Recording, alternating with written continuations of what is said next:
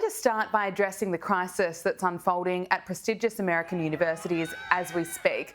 If you missed it, this is what took place at Columbia University on Tuesday night. Anti-Israel protesters turned so violent, police in riot gear were called in.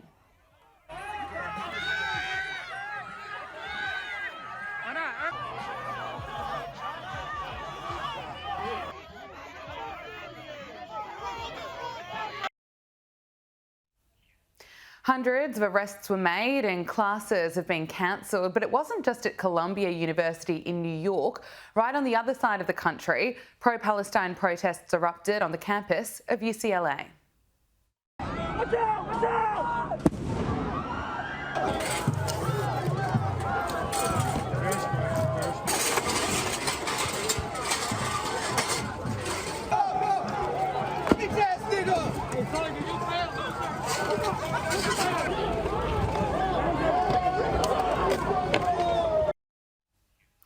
Since Hamas terrorists attacked Israel on October 7, we've seen pro-Palestine protests rage out of control, and a dark underbelly of anti-Semitism has been exposed.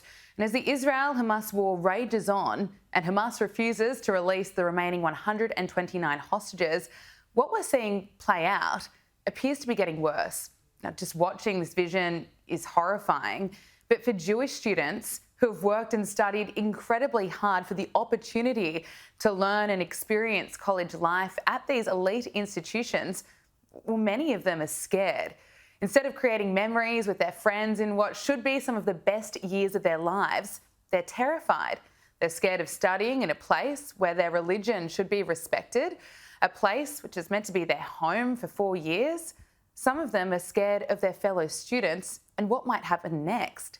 This week, I spoke with the senior Columbia University student, Ben Solomon. These are his words about what he's experiencing and how he feels right now. As to the future, I am scared because I think so many young students have bought into a narrative that delegitimises the existence of Israel as a Jewish state, and too many universities hire and protect professors who express such vile viewpoints that create unsafe environments for Jewish and specifically Israeli students. Ben continued to open up about some of the horrific acts that are being displayed at these protests. American flags have been burnt, anti-Semitic and pro-terror messages have been chanted, and some Jewish students have been physically harassed. But what stood out to Ben is a double standard that it seems to exist when it comes to the college professors and leaders in calling this issue out. And the question which I ask is, why don't the universities enforce the same standards for Jewish students? If Klansmen were intimidating black students on campus, there would be a police presence within minutes.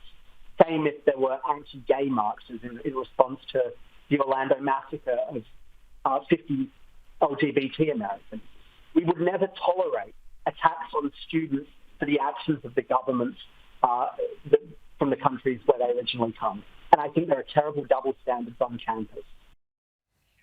The anti-Israel demonstrations are occurring right around the world, including right here in Australia. It's been revealed by Sky News Australia today that children as young as 3 have been coached to take part in anti-Israel protests in what child psychologists are describing as child abuse.